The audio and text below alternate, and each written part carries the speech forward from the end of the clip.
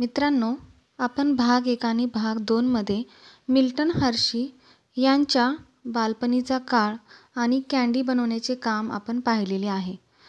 आता आपण भाग 3 मध्ये पुढील भाग पाहणार आहोत. तर चला पाहूया.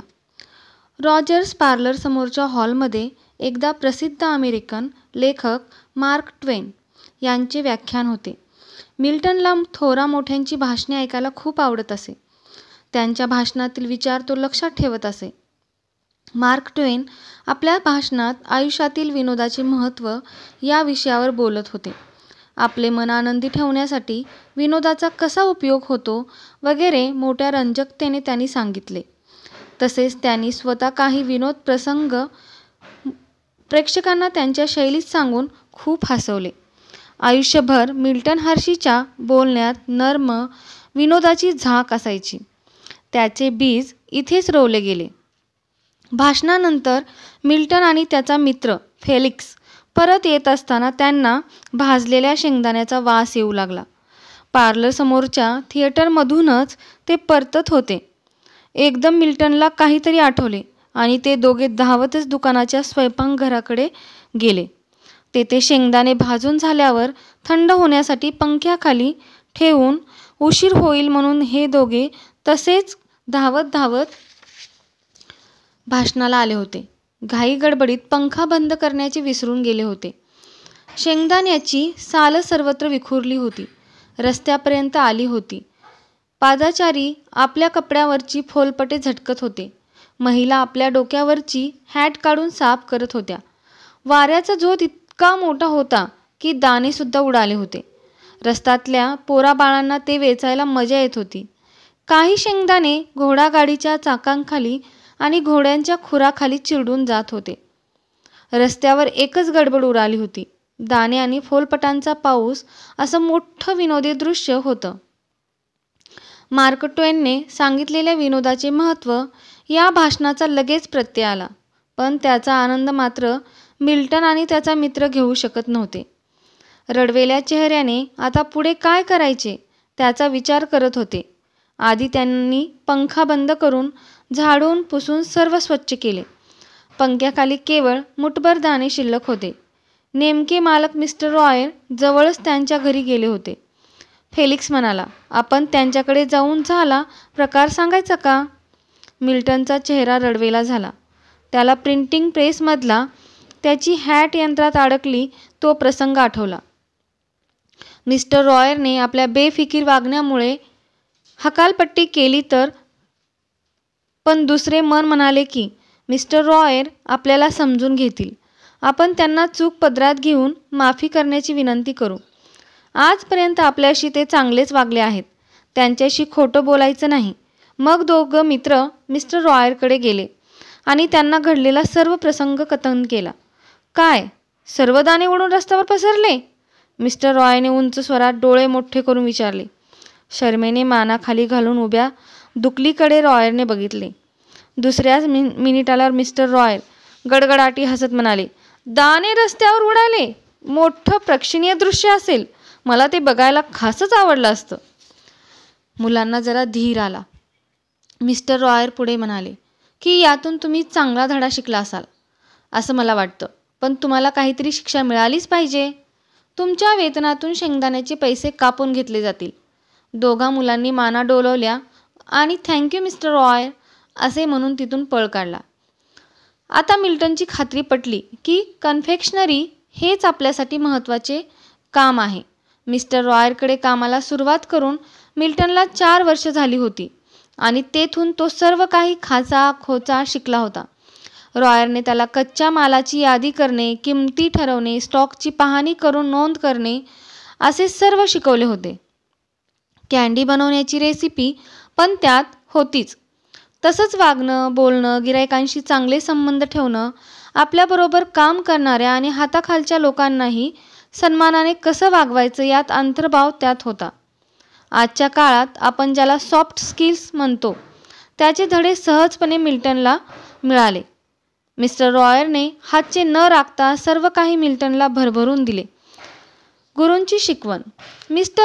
मिल्टन हर्शी नेहमीच मिस्टर रॉयरला आपला आद्य गुरु मानून त्याच्या शिकवणीबद्दल कृतज्ञता व्यक्त करत असे.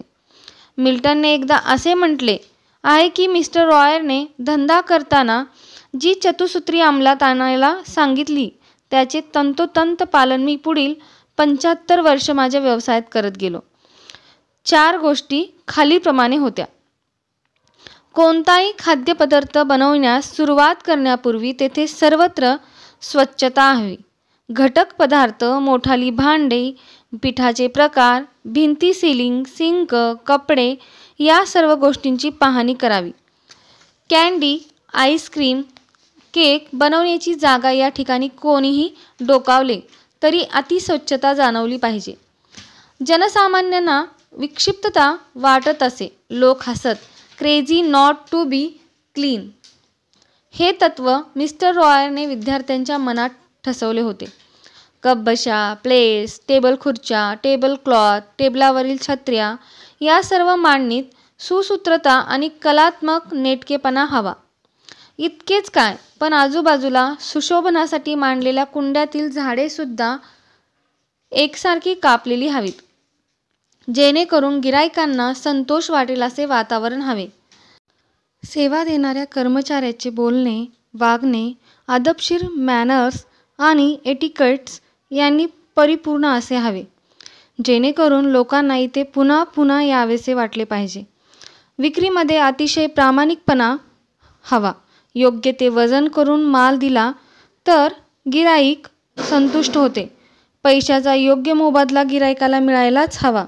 अशा प्रकारे इसवी सन 1872 ते 1876 या 4 वर्षात मिल्टन हर्षीने या सर्व गोष्टी आत्मसात केल्या. ही तत्त्वे जन्मभर स्मरली, आचरणात सुद्धा आणली. कन्फेक्शनरीची कला शिकून घेतल्यावर आता मिल्टनची अप्रेंटिसशिप संपली आणि तो काही दिवसांसाठी आपल्या घरी आला. त्यावेळी त्याच्या डोळ्यासमोर गोळ्या बनवण्याची स्वप्ने तरळत होती. चांगली जाण असणाऱ्या हुशार व्यक्तीला संधी द्या. तो लवकरच इतर बुद्धिमान माणसं जे करतात ते शिकून तरबेज होईल. व्यवसायाचे पहिले पाऊल.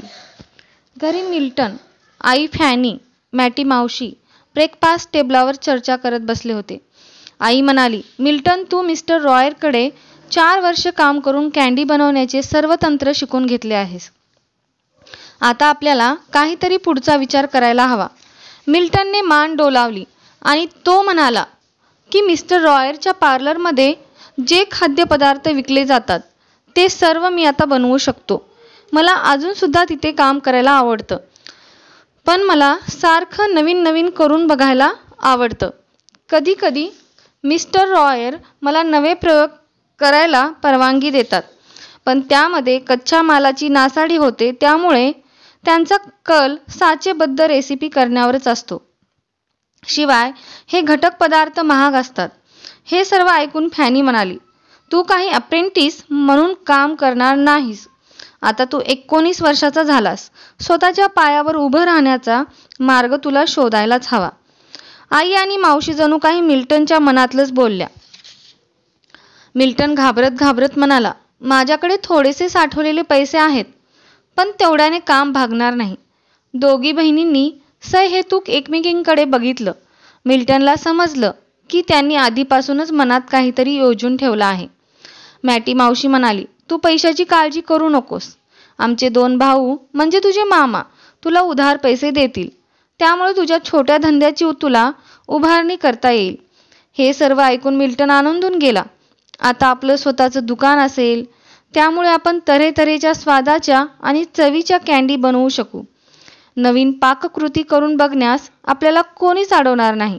मॅटी आंटी म्हणाली, आता हे दुकान आपण कुठे सुरू करायचं याचा विचार करायला हवा. आपल्याला परवडेल अशी जागा बघायला हवी. मिल्टन थोडा विचार करून म्हणाला, इथे लँकस्टरमध्येच शक्य नाही. मी मिस्टर रॉयरचा कँडी बनवण्याचा व्यवसाय इथे जोरात आहे. तो कन्फेक्शनर म्हणून अतिशय प्रसिद्ध आहे. मला त्यांच्याशी स्पर्धा करायची नाही आणि त्यांची गिराईकं आपल्याकडे खेचूनही घ्यायची नाहीत. त्या काळात लोक आपलं गाव सोडून फारसं दूर जायची नाहीत. प्रवासाच्या सोयी आणि वाहनं नव्हती. मिल्टन म्हणाला, पिट्सबर्ग हे गाव धंदा सुरू करायला चालेल का? World centennial exposition. Matty aunty म्हणाली, नको, त्यापेक्षा फिलाडेल्फिया हे उत्तम ठिकाण होईल. एकतर ते मोठं शहर आहे आणि लवकरच तिथे वर्ल्ड सेंटिनियल एक्सपोजिशन भरणार आहे. ते पाहण्यासाठी लोक येतील आणि आपल्या मालाचा त्यामुळे उठाव होईल. तुला जर चांगले पैसे कमवायचे असतील तर जिथे पैसा आहे अशा ठिकाणी जाणं श्रेयस्कर. सध्या फिलाडेल्फिया इथे प्रदर्शनात पैसा खेळतोय. त्यातला काही भाग आपल्याकडे वळवून घेता आला पाहिजे. फिलाडेल्फिया हे अमेरिकेतील दुसऱ्या क्रमांकाचं मोठं शहर होतं. हे प्रदर्शन बघायला मिळणं ही सुद्धा मोठी पर्वणीच होती. मुख्यतः हे औद्योगिक प्रदर्शन असल्यामुळे जगभरातील विविध देशांचे उद्योजक आपली उत्पादने घेऊन यात उतरणार होते. नवनवीन शोध, त्यांची पेटंट्स घेणं अशा अनेक गोष्टी होणार होत्या. याबरोबरच खाद्यपदार्थांचे स्टॉल वगैरे जत्रेच्या स्वरूपात सर्व काही येणार होतं. मिल्टनचे मामा अब्राहम आणि बेंजामिन हे पेन्सिल्व्हेनियात शेती करायचे. त्यांनी आपला भाचा मिल्टन याला $150 धंद्याच्या उभारणीस भांडवल म्हणून कर्जाऊ दिले. आता प्रत्यक्ष तिकडे जाण्याची वेळ आली तेव्हा मिल्टन थोडा बावरला, पण या दोघी म्हणाल्या, आम्ही तुला एकटा सोडणार नाही. तुझ्याबरोबर फिलाडेल्फियाला येऊन सर्व प्रकारे तुला मदत करू. मिल्टनला आनंद वाटला. तो म्हणाला, पण माझे बाबा कुठे आहेत? ते पण येतील ना? फॅनी म्हणाली, त्यांचं नाव काढू नकोस. त्यांची गरजच काय? ते विश्वास ठेवण्यास पात्र नाहीत. तुला त्यांची मदत होण्याऐवजी ते नवनवीन समस्या निर्माण करून धंदा गोत्यात आणतील. आजपर्यंत त्यांनी तेच केलं आहे. हे सर्व ऐकून मिल्टन मनोमन खट्टू झाला. त्याला नेहमी वाटायचं, आपण सर्वांनी एकत्र आनंदानं राहावं. वडिलांनी इकडे तिकडे भटकून काहीतरी करण्यापेक्षा एका जागी शांतपणे राहून कामधंदा शोधावा. पण असं घडणार नव्हतं. मिल्टनने आई आणि मॅटी आंटी यांच्याबरोबर जाऊन फिलाडेल्फिया येथील स्प्रिंग गार्डन स्ट्रीट येथे विटाचं कच्चं बांधकाम असलेलं एक घर भाड्यानं घेतलं.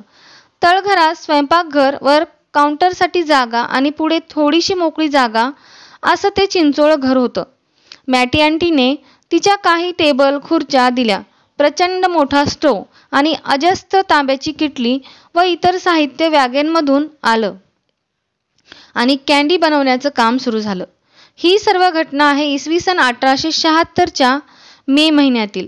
अमेरिकन स्वातंत्र्याचा जाहीरनामा या घटनेला 100 वर्ष पूर्ण झाल्याच्या स्मरणार्थ हे प्रदर्शन भरविण्यात आलं होतं.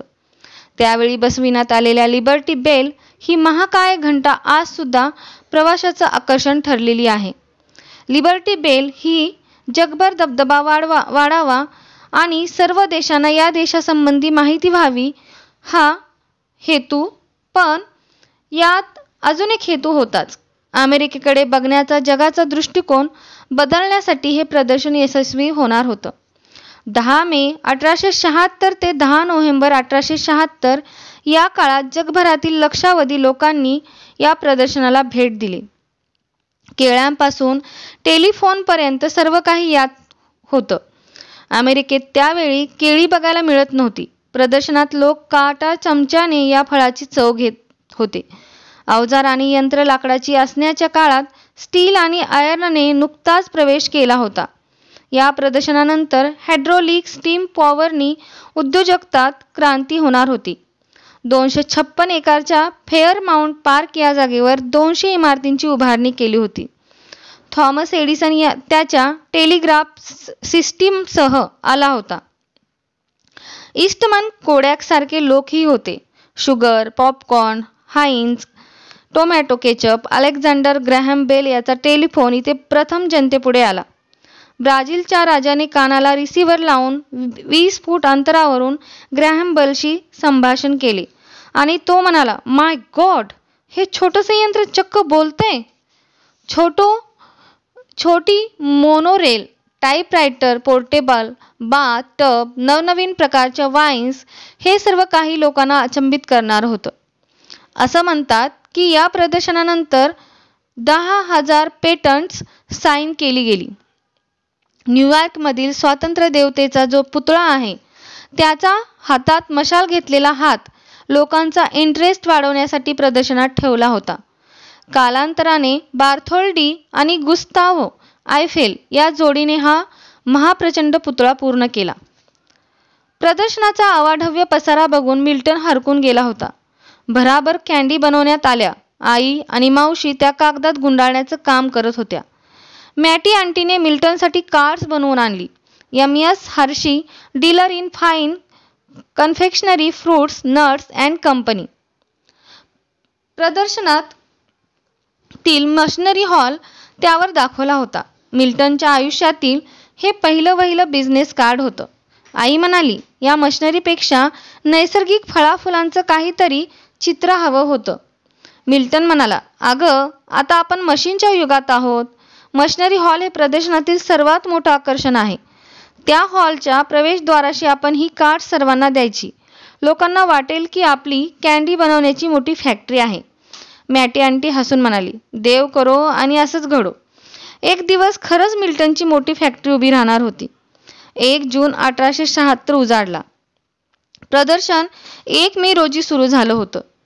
मिल्टनचं कँडी स्टोअर उघडलं. हवा मोठी छान होती. रात्री 8-8:30 पर्यंत उजेड होता. रस्त्यावरून लोकांचे थवेच्या थवे जात होते. गप्पा गोष्टी, हसणे, खिदळणे, प्रदर्शनातील गमती जमती याला मोठं उधाण आलं होतं. मिल्टनने तळघरातल्या शेगडीपासून एक पाईप रस्त्यावर काढला होता. त्यामुळे कँडीचा मधुर वास रस्त्यावर दरवळत होता. साहजिकच लोक थांबून गोळ्या, नट्स खरेदी करत होते. काउंटरवरचा शो केसमध्ये मांडलेला माल भराभर संपत होता. मिल्टन लोकांचे तोंड भरून स्वागत करत होता. तळघरात कँडी पाक ढवळत होता. त्याची वर खाली धावपळ चालली होती. फॅनी आणि मॅटी आंटी म्हणाल्या, आम्ही गिरायकांकडे बघतो, तू किचन सांभाळ. मिल्टन रडवेला झाला, कारण त्याला रस्त्यावरचा आणि दुकानातला दोन्ही माहोल अनुभवायचा होता. पण त्याचं कँडी बनवण्याचं महत्त्वाचं काम दुसरं कोणी करू शकत नव्हतं. फॅनी म्हणाली, पुढील 6 महिने अशीच गर्दी वाढत राहणार. तेव्हा आपल्याला विक्रीसाठी मदतनीस नेमायला हवेत. मग आईस्क्रीमच्या कामात मदत करण्यासाठी लेबी नावाची मुलगी कामावर ठेवली. मोठ्या जमावात जाऊन कँडी विकण्यासाठी पुशकार्ट विकत घेतल्या. सुट्टीत काम करणाऱ्या मुलांना रोजंदारीवर नेमले. ही मुले ढकलगाड्या घेऊन गोळ्याची विक्री करत असत. गोळ्या विकणारे व तयार करणारे अनेक कन्फेक्शनर्स या गावात होते. पण बिझनेस कार्ड आणि विविध प्रकारच्या गोळ्यांच्या चवीमुळे लोकांची पावले या दुकानाकडे वळत. लोकांना आकर्षित करण्यासाठी मिल्टनने त्याच्या कँडी शॉपसमोर सायंकाळच्या वेळी चक्क लाईव्ह जर्मन बँड बोलावला होता. वादकांचे सूर दूरवर ऐकायला जात आणि वादन ऐकण्यासाठी लोक येत. रस्त्यावरील लोकांना मिल्टन 5 सेंटला 1 कप म्हणजे जवळजवळ फुकटच आईस्क्रीम वाटत असे. जातेवेळी लोक साहजिकच कँडीचे मोठाले डब्बे, नट्स, फळे अशी भरघोस खरेदी करूनच परतत. स्वतःचा व्यवसाय असल्याने मिल्टनने मनसोक्त प्रयोग करून विविध प्रकारच्या बेरीपासून गोळ्या व आईस्क्रीम फ्लेवर्स तयार केले. स्ट्रॉबेरी, ब्लूबेरी, ब्लॅकबेरी या फळांचा तेव्हा हंगामच होता. तसंच व्हॅनिला, कॉफी, पुदिना, मिंट याचा पण वापर केला जात असे. सासापरिला आणि सॅसाफ्रॉस या वनस्पतीचे अर्क पण असत. यातील कशाचे मिश्रण किंवा अर्क एकमेकांशी जुळतात आणि चव वाढवतात, एकमेकांच्या विरुद्ध काय आहे यासंबंधी त्याने अनेक प्रयोग केले. नवीन फ्लेवर्स तयार करून रसास्वाद वाढवता येतो. एकत्रीकरणाचा फायदा त्याला कळून आला. मिल्टनने एका कँडीची किंमत फक्त 1 सेंट ठेवली होती. गिराईक कमीत कमी 10 कँडी घेतच असे. अशा प्रकारे मोठा धामधुमीचे आणि कष्टाबरोबरच आनंद देणारे हे दिवस होते. फॅनी आणि मॅटी यांनी कँडी कागदात गुंडाळणे, पॅकिंग करणे ही कामं अतिशय निगुतीने केली. वेळ प्रसंगी काउंटर सांभाळला. पण आता त्यांना विश्रांतीची गरज होती. प्रदर्शनाचे 6 महिने पूर्ण होऊन क्लोजिंग सेरेमनी जवळ येत होता. मिल्टनने दोघींना काही दिवस लँकस्टरला पाठवून दिलं. नोव्हेंबर महिना उजाडला. थंडी सुरू झाली होती. समरमधली मज्जा संपत चालली. प्रदर्शन संपण्याच्या वेळी मोठ्या प्रमाणात शोभेचे दारूकाम झाले. ते पाहण्यासाठी खूप लोक लांब लांबून आले होते. गेल्या 6 महिन्यात लाखो लोक प्रदर्शनाला भेट देऊन गेले. मिल्टन थोडासा खिन्न झाला. आजपर्यंत धंदा तर चांगला जोरात चालला होता, पण आता येणाऱ्या थंडीत काय होणार? मालाला उठाव येईल का नाही, विचारांच्या तंद्रीत तो चालत चालत प्रदर्शनाच्या मैदानापाशी आला. तेथे कामगार सामानाच्या मोठमोठ्या पेट्या भरून वॅगनमध्ये ठेवत होते. अवजड यंत्राचे भाग सुटे केले जात होते. एका माणसाने मिल्टनला सांगितलं की हे सर्व वॉशिंग्टनला स्मिथसोनियन इन्स्टिट्यूट येथे पाठवण्यात येत आहे. मिल्टन म्हणाला, हे बरोबर नाही. ही सामग्री आपल्या शहरातच राहायला हवी. खरं म्हणजे मिल्टनचा स्वभाव काहीसा लाजाळू होता, तरी तो तिथल्या एका घोळक्यात जाऊन मिसळला. त्याला ही सर्व निर्वानिरव बघून मनापासून वाईट वाटत होतं. तो त्यातल्या एका माणसाला म्हणाला, किती मोठमोठ्या इमारती उभारण्यात आल्या आहेत. आता प्रदर्शन संपल्याने त्या ओस पडतील. तो सद्गृहस्थ म्हणाला, या इमारती फार काळ रिकाम्या राहणार नाहीत. त्यांचा लिलाव केला जाईल. तिथे मोठमोठी हॉटेल्स, कंपन्यांची ऑफिसेस उघडली जातील. नवीन उद्योग सुरू होतील. आपण या नवीन वैशिष्ट्यपूर्ण काळाचे साक्षी आहोत. किती नवनवीन शोध बघायला मिळाले. मेकॅनिकल कॅल्क्युलेटर, गॅलोसिन इंजिन, शिवणयंत्र, दिवे आणि चक्क विजेवर चालणारा टेलिफोन. तो प्रौढगृहस्थ पुढे म्हणाला की ज्या जगात मी जन्मलो आणि लहानाचा मोठा झालो, ते सर्व काही आता दिसेनासं होईल. काळ बदलला, हेच खरं. त्याने उदासपणे एक सुस्कारा सोडला.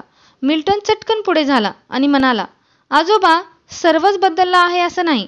स्प्रिंग गार्डन कन्फेक्शनरी मध्ये तुमच्या लहानपणी तुम्ही जी कँडी खाल्ली होती, अगदी तशी चव देणारी कँडी खायला मिळेल. तुम्ही एक कँडी विकत घ्या, मग मी तुम्हाला एक फ्री सॅम्पल देईन.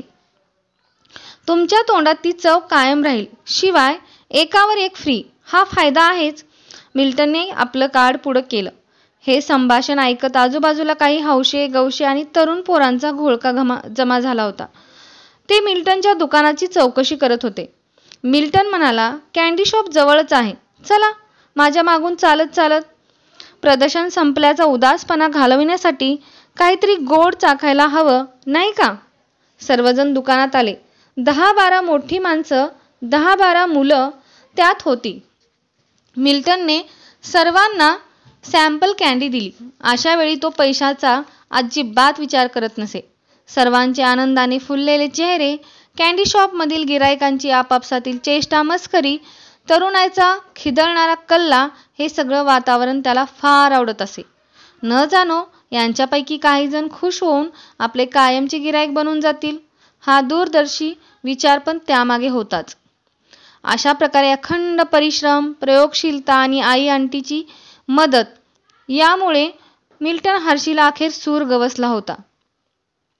कँडी बनवण्याचे काम मिल्टनने सहजतेने करत असला तरी त्यात शारीरिक कष्टही खूप होते. तासन तास साखरेचा पाक क्रॅक होईपर्यंत झाऱ्याने ढवळावा लागे. पाठ मान अवघडून जात असे. सारे शरीर जणू जखडल्यासारखे भासायचे. हाताच्या कामामुळे मिल्टनचे दंड अगदी तयार झाले. साखरेच्या द्रावणाचे चटके मात्र खूप बसायचे. मिल्टनचा एक हात या सर्व गोष्टीमुळे बेडप झाला होता. काही खेळाडूंच्या बाबतीत असं होतं, पण मिल्टनला या गोष्टीची खंत न वाटता कायमच अभिमान वाटत असे. माझ्या आजपर्यंतच्या अनुभवाने दाखवून दिले आहे की उत्तम व्यवसाय करणारे केवळ त्यांच्या ज्ञानामुळे यशस्वी होत नाहीत, तर नवनवे जाणून घेण्याच्या जिज्ञासेमुळेच होतात. प्रदर्शनाची सांगता होऊन 2 वर्ष झाली तरी मिल्टनचा धंदा चांगला चालला होता. त्याच्या मालाला चांगला उठाव होता. नवनवीन शोधून काढणं हा मिल्टनचा ध्यास होता. त्या बाबतीत तो वडिलांवर गेला होता. त्याने कॅरेमलचे खूप प्रयोग केले. घटक पदार्थापैकी काही कमी करणे तर काही वाढवणे, उच्च किंवा कमी तापमान ठेवून साखर जाळणे, पाक करण्याचा वेळ कमी जास्त करणे, असे त्याचे सारखे सुरू असे. त्याची आई फॅनी आणि मॅटी आंटी आता पुन्हा मदतीला आल्या होत्या. विश्रांती घेऊन आल्याने त्यांना हुरूप आला होता. मिल्टनच्या नवनवीन रेसिपी प्रकरणामुळे त्याला रागे भरून त्या म्हणत, काय गरज आहे सारखं नवीन करण्याची? यात किती सामग्री वाया जात असते. साखरेच्या किमती वाढल्या आहेत. मिल्टन म्हणे, या शहरात शेकडो कँडी शॉप आहेत. आपण लोकांना काहीतरी नवीन दिलं तरच या धंद्यात टिकू. आई फॅनी म्हणायची, तू अगदी तुझ्या वडिलांसारखं बोलायला लागला आहेस. पण निदान तू नुसती दिवास्वप्न बघत नाहीस, तर त्यांच्या पूर्ततेसाठी अखंड झटतोस. खरंच मिल्टनचे बाबा हेनरी हर्शी यांना असाच नाविन्याचा ध्यास होता. पण त्यांना त्यात यश कधी मिळालेच नाही. अशा प्रयोगातूनच मिल्टनने एकदा कॅरमल करताना त्यात थोडे पॅराफिन मिसळले. चव घेऊन बघितली तर स्वादिष्ट लागली. नेहमीच्या कडक कॅरमलपेक्षा छान मऊपणा त्यात आला होता आणि चघळताना फारसं दातांना चिकटून राहत नव्हतं. त्याने आनंदाने काउंटरवर नेमलेल्या तरुण मुलींकडे बघितलं. त्यांना चव बघण्यास सांगितली. मिल्टन एव्हाना तरुण, हँडसम पुरुष झाला होता. तारुण्यसुलभ भावना त्याच्याही मनात येत असत. दुकानातील आणि येणाऱ्या गिऱ्हाईकांपैकी सुंदर तरुणी या निळ्या डोळ्यांच्या, गोऱ्या रंगाच्या आणि वेल मॅनर्ड बॅचलरच्या अवतीभोवती घोटाळत आणि मिस्टर हर्शी असे संबोधून त्याच्याशी लाडे बोलत. पण या सगळ्या गमतीवर आई फॅनीचा पहारा असे. कधी कधी मिल्टनला एखाद्या सुंदरीला घेऊन डेटवर जावं असं वाटायचं, पण त्याला त्यासाठी वेळच होत नसे. एक तरुण जोडपं कँडी खरेदी करण्यासाठी नेहमी येत असे. त्यांना मिल्टनने कँडी चाखण्यास दिली आणि खरीखुरी प्रतिक्रिया देण्यास सांगितली. चव बघून ती तरुणी उद्गारली, इतकी चवदार कँडी मी आजवरच्या आयुष्यात कधीही खाल्ली नाही. तरुण म्हणाला, या कँडी दाताला अजिबात चिटकत नाहीयेत.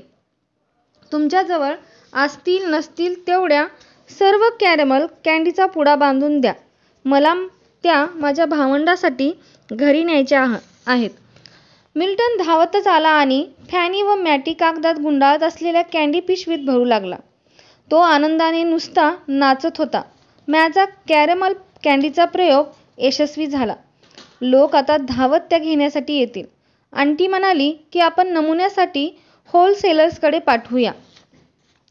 या सर्व आरडाओरडा, गोंधळ, आनंदाची नाचानाच बघून रस्त्यावरची काही पोरं गोळा झाली. मिल्टनने स्वभावानुसार प्रत्येकाच्या हातावर एक कँडी ठेवली. सर्व मुलं गोळ्या चघळत पांगली.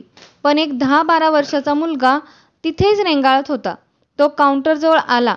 खालच्या कप्प्यात काचेमागे ठेवलेल्या ट्रेकडे बोट दाखवून त्याने मिल्टनला विचारले, ही चॉकलेट्स आहेत का?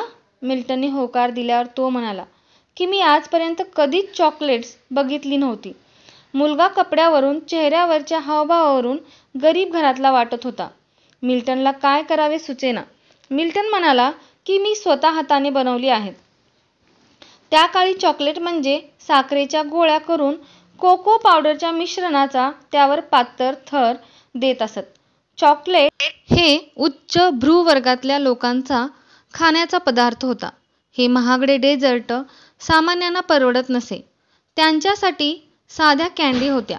मिल्टनला वाटलं की एका मुलाला चॉकलेट दिलं तर पुन्हा सर्व मुलं गोळा होतील आणि आपला ट्रे रिकामा होईल. त्याला त्याच्या वडिलांचे बोल आठवले. ते नेहमी म्हणत होते, श्रीमंतासाठी शॅम्पेन असते, पण गरिबांसाठी बियर सुद्धा मिळत नाही. मिल्टनने चटकन तो ट्रे बाहेर काढून त्या गरीब मुलापुढे धरला आणि मुलाला त्यापैकी कोणतीही एक उचलायला सांगितली. मुलाचे डोळे आनंदाने चमकले आणि तो म्हणाला, थँक्यू मिस्टर मिल्टन. आता मी सर्वांना सांगणार की आज मी चॉकलेटची चव बघितली. इतर मुलांमुळे खरोखरच तो महागडा ट्रे रिकामा झाला. पण मिल्टनचं म्हणणं असायचं की प्रत्येकाला आयुष्यात चॉकलेटची चव चाखायला मिळाली पाहिजे. ती केवळ श्रीमंताची मक्तेदारी राहता कामा नये. अशा प्रकारे मिल्टनचा व्यवसाय 2 वर्ष ठीक चालला. पण धंदा यशस्वीरित्या करताना आर्थिक व्यवहाराचं गणित पण चांगलं जमावं लागतं. नुसतं मालाचं उत्पादन करणं आणि विक्री करणं त्यात नसतं. फायदा, तोटा, खेळतं भांडवल विचारात घेणं आवश्यक असतं. कोणतंही मोठं यश प्राप्त करताना ठोकर खाण्याची वेळ प्रत्येकावरच येते. पण झालेल्या चुकांवर मात करून खचून न जाता नेटानं पुढं जातो तो यशस्वी उद्योजक होतो. म्हणूनच अपयश ही यशाची पहिली पायरी आहे असे म्हटले जाते. मिल्टनच्या बाबतीत काहीसे हेच घडलं. इसवी सन 1879 या वर्षातले सर्वात शेवटचे ते दिवस होते. पैशाची चणचण जाणवू लागली होती. एक दिवस फॅनी व मॅटी आंटी बरोबर बोलत असताना तो म्हणाला, आपला माल तर हातोहात खपत आहे, पण आपल्याला फायदा मात्र होत नाहीये. घटक पदार्थ महाग झाले आहेत. साखरेची किंमत तर आभाळाला भिडली आहे. या मोठ्या शहरात ताजं दूध सुद्धा किती महाग आहे. यावर फॅनी म्हणाली, आपण किमती वाढवूया. त्यावर मॅटी आंटी नकार देत म्हणाली, होलसेल मार्केटमध्ये अनेक विक्रेते माल खपवत असतात. आपण किमती अशाच कमी ठेवल्या तर आपल्याला त्यांच्याशी स्पर्धा करता येईल. मिल्टनने ठरवलं की असंच चालू ठेवायचं, किमती पण वाढवायच्या नाहीत. मिल्टन जमा खर्चाच्या वह्या घेत ताळमेळ घालण्याचा प्रयत्न करत असे. करता करता इसवी सन 1880 हे उजाडलं. मिल्टन आकडेवारीत गुंतून हताश झाला होता. एक दिवस तो म्हणाला, मी किती कष्ट करतोय, याला काहीच अर्थ नाही. मला हे आकड्याचं गणित आधी कधीच जमलं नाही आणि आता तर नाहीच नाही. फॅनी म्हणाली, मला पण यातलं काही समजत नाही. आपण कोणाची तरी मदत घेतली पाहिजे. मॅटी म्हणाली, तुला मिस्टर लेपकिचर आठवतात का? यादवी युद्धात ते सैनिक म्हणून काम करायचे. खरं तर ते एक चांगले व्यापारी पण आहेत. आपण त्यांना मदतीसाठी बोलवू या का? मिल्टन म्हणाला, चालेल, आपण त्यांना बोलवण्याचा प्रयत्न तर करून बघू. मिस्टर लेपकिचर हे काम स्वीकारून फिलाडेल्फियाला आले. ते मिल्टनच्या वडिलांच्या वयाचे होते. त्यांनी हिशोबाच्या वह्या बघितल्या. माहिती विचारून अंदाज घेत म्हणाले, तुम्हाला तातडीने पैशाची व्यवस्था करायला हवी. साखर आणि दुधाचा पुरवठा करणाऱ्या व्यापाऱ्यांना पैसे ताबडतोब द्यायला हवेत. ते यापुढे उधारी देणार नाहीत. किमान $600 व्यवस्था करा. मिल्टन म्हणाले की या 2 मूलभूत गोष्टी नसतील तर धंदाच बंद पडेल. त्याच्या मनात आलं की इतके पैसे म्हणजे एका सामान्य माणसाच्या वार्षिक पगाराच्या दुप्पट रक्कम होय. फॅनीच्या मनात आलं की मिल्टन लहानपणी अंकगणित शिकून तरबेज झाला असता तर अशी वेळ आली नसती. पण त्याला तर अभ्यासाचा कंटाळा आणि आकडेगणिताचा तिटकारा होता. मिल्टनने मोठ्या आशेने मॅटी आंटीकडे बघितलं. ती नेहमीच समस्येवर तोडगा काढत असे. ती म्हणाली, तुझ्या मामांकडे म्हणजे माझ्या 2 भावांकडे पैसे मागून बघ. पत्र लिही आणि सांग की मॅटी आंटीच्या सांगण्यावरून लिहित आहे. मिल्टन थोडा धास्तावला.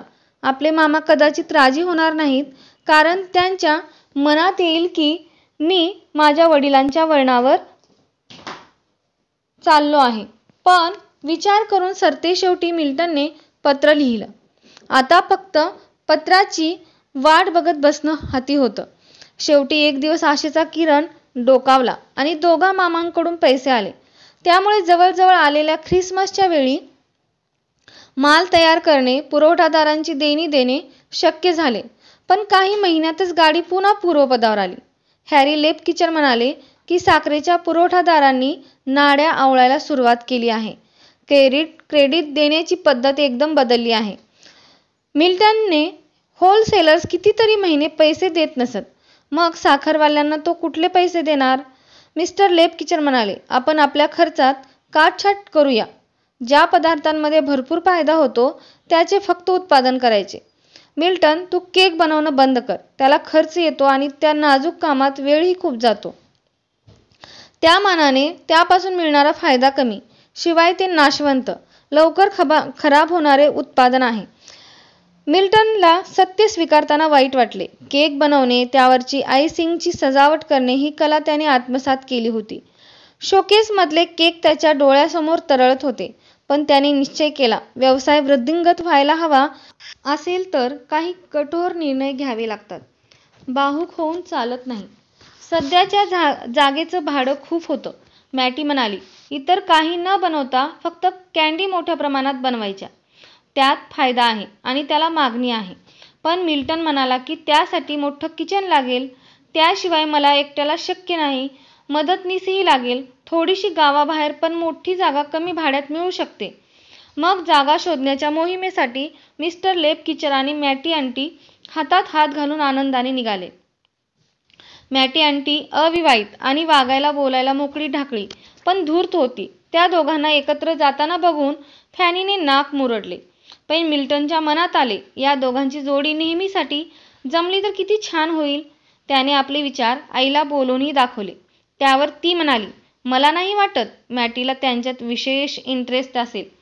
हा धागा पकडून मिल्टन म्हणाला, आई तुला आपला नवरा बरोबर असावा, त्याने आपल्याजवळ राहावं असं कधीच वाटत नाही का? फॅनी म्हणाली, कधीच नाही. तुझं काम हाच माझा इंटरेस्ट आहे. मी त्याच्यातच मग्न असते. मॅटीचं पण तसंच आहे. तू मुलासारखाच आहेस. मिल्टन उदास झाला. त्याला मॅटी आंटीचा आधार कायमच होता. ती कोणाशी तरी लग्न करून सुखी व्हावी असे त्याला वाटे. त्याला आपल्या वडिलांची पण आठवण यायची. त्यांच्यात अनेक चांगले गुणसुद्धा होते. ते त्याला आठवायचे. आपली फॅमिली एकत्र यावी हे त्याचं स्वप्न होतं. नवीन जागेत दुकान हलविण्यासाठी त्याने पुन्हा मामांकडे पैशाची मागणी केली. फॅनी भावंडात सर्वात मोठी होती. त्यामुळे तिचा मुलगा पैसे मागतोय आणि आपली धाकटी बहीण मॅटी त्याच्यासोबतच आहे या गोष्टींचा विचार करून पुनश्च मामाने पैसे पाठवले. अशा प्रकारे दुकान नवीन मोठ्या जागेत हलवले. ते वर्ष होते इसवी सन 1881. त्या वर्षी उन्हाळ्यात अतिशय तापमान वाढले. कपाटात व शोकेसमध्ये ट्रे मांडून ठेवलेल्या कँडी काही वितळल्या तर काही मऊ झाल्या. धंद्यामध्ये मिल्टनचे चढ उतार सतत चालूच होते. तुमच्या चांगुलपणाची किंमत तुम्ही इतरांसाठी काय करता यावरून ठरते. पुस्तक आवडले असेल तर चॅनलला लाईक व सबस्क्राईब करा. ज्यांनी भाग 1 व 2 ऐकला नाही त्याची लिंक डिस्क्रिप्शन बॉक्समध्ये दिलेली आहे. धन्यवाद.